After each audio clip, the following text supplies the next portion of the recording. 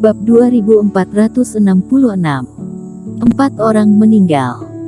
Ketika apoteker Cheng berada di Laut Badai, dia berbicara terus terang tentang apa yang terjadi setelah dia pergi. Setelah memastikan bahwa ketiga orang itu akan berpisah dan melarikan diri, dia membiarkan mereka tinggal di kamar dan membentuk formasi perisai, jadi tidak tahu apa-apa. Ketika mereka bertiga pergi, mereka bahkan harus meninggalkan gumpalan jiwa mereka untuk membuat kartu kehidupan. Semakin menonton, semakin serius ekspresi Eurodai. Anak yang licik, semuanya tidak bocor. Orang-orang ini tinggal di kapal selama 3 hari dan tidak tahu strategi yang dilakukan orang ini. Namun, Eric Kin dan yang lainnya harus ditangkap, entah itu untuk melindungi keselamatan sekte iblis atau untuk bisnis besar dengan dinasti Bai. Eurodai punya ambisi kembali ke daratan, seharusnya tidak ada masalah mengejar Eric Kin dan lainnya. Yang harus ditangkap akan ditangkap, yang harus dibunuh akan dibunuh. Terlebih lagi, Eurodai tidak begitu percaya bahwa Eric Kin dapat membuat gerakan apapun yang tidak dapat mereka tangani dalam beberapa hari. Sebelumnya, di kapal spiritual, Eric Kin berada di kegelapan menyergap Benji Dai dan yang lainnya, itu sama saja dengan jebakan. Tapi sekarang kedua belah pihak memiliki pertarungan nyata. Ada lusinan ranah fase penilaian yang terbiasa dalam pembantaian di sisinya, dan lawannya hanya 100 master obat. Selain itu, kelas kultivasi keseluruhannya lebih tinggi. Benji Dai tidak percaya bahwa Eric Kin dapat membuat masalah. Cheno ditemukan. Sambil memikirkannya, Eurodai tiba-tiba mengangkat alisnya. Di suatu tempat di lautan tak berujung saat ini, Cheno terbang cepat. Meski tidak jauh dari permukaan laut, dia lebih tahu tentang tempat ini, sehingga kecepatannya benar-benar maksimal, mencapai batas kultivator fase penilaian tahap 1 kegagalan. Arah yang dipilih Cheno benar-benar berlawanan dengan tempat sekte-sekte iblis berada. Pada kecepatan ini, Cheno tidak percaya bahwa sekte iblis memiliki kemampuan untuk mengejarnya. Eric Kin ingin dirinya tinggal, itu merupakan lelucon besar. Ketika mereka semua mati, dia tidak akan mati. Sebagai murid dari Benji Dai, Cheno tahu betapa menakutkannya kekuatan Eurodai. Meskipun kedua bersaudara itu sama-sama berada di ranah fase penilaian, Eurodai pernah mendapatkan warisan asli makam Daneng di lautan tak berujung, dan metode yang dia kuasai benar-benar berbeda dari Benji Dai. Jika tidak, kedua saudara itu juga tidak akan mampu menguasai wilayah yang begitu luas di laut yang tak berujung dalam 10.000 tahun, dan juga tidak akan memiliki puluhan bawahan fase penilaian yang tidak berani melakukan kesalahan. Oleh karena itu, Cheno tidak berani tinggal setengah menit sama sekali. Dia bahkan menelan pil mujarab yang bisa menambah kecepatan, hanya berpacu dengan waktu untuk berlari kembali ke daratan dunia dewa. Selama sampai ke daratan, Eurodai harus menimbang bahayanya. Tetapi ketika Cheno memikirkannya, dia tidak menyadari bahwa di belakangnya, seekor serangga beracun bergaris emas kecil terbang dengan kecepatan luar biasa dan mendekat dengan cepat. Cheno, kamu mau kemana? Selama penerbangan Cheno, sebuah suara tiba-tiba terdengar di belakangnya. Ketua Sekte Dai. Suara itu mengagetkan hingga ekspresi Cheno berubah drastis, dan dia hampir terjun ke laut. Dia berhenti tiba-tiba, tidak peduli gelombang Reiki menamparkan dirinya, dan melihat ke belakang dengan tiba-tiba. Baru saat itulah Cheno memperhatikan serangga beracun itu. Suara tadi sepertinya berasal dari tubuh serangga beracun itu. Kamu ini sebenarnya apa? Cheno tampak heran dan melihat sekeliling dengan curiga. Kamu tidak perlu mencarinya lagi. Dengan status kamu tidak layak bagiku untuk mengejar dan membunuhmu sendiri. Di dalam tubuh kecil serangga beracun itu, sebuah suara terdengar lagi. Ketua Sekte Dai, aku tidak menyangka kamu masih memiliki metode ini, tetapi kamu mengatur serangga beracun datang. Saran apa yang kamu miliki? Cheno juga menemukan bahwa Eurodai tidak mengejarnya.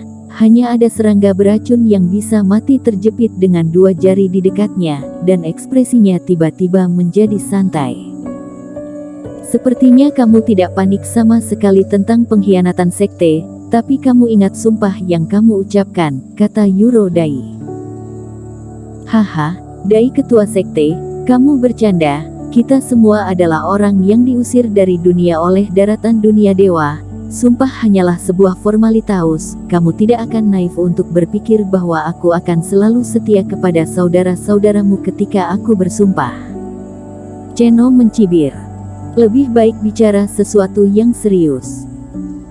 Jika kamu ingin membujukku untuk kembali, maka aku tidak bodoh. Aku telah melakukan sesuatu untuk mengkhianatimu, tidak peduli seberapa baik kamu sekarang. Kamu akan berpaling muka nanti, jadi aku pasti akan pergi sepenuhnya. Kedua, jika kamu ingin tahu tentang apoteker Cheng dari mulut aku hanya bisa mengatakan bahwa tidak ada yang bisa aku lakukan, karena anak itu sangat licik dan tidak pernah membiarkan aku masuk ke aula, jadi apa yang mereka lakukan di dalam, aku juga tidak tahu. Selain itu, mari kita jalankan hidup sendiri di masa depan. Kamu sebaiknya tidak mengirim seseorang untuk mengejar aku, kalau tidak, aku akan mengumumkan apa yang telah kamu lakukan selama bertahun-tahun. Mari kita mati bersama, ancam Cheno. Serangga beracun digantung di depan Cheno, dan emosi manusia melintas di sepasang matanya yang seukuran kacang hijau. Kamu terlalu banyak berpikir, tetapi kamu benar-benar banyak berpikir. Tetapi kamu tidak berpikir bahwa aku di sini untuk membunuhmu, kata Eurodai.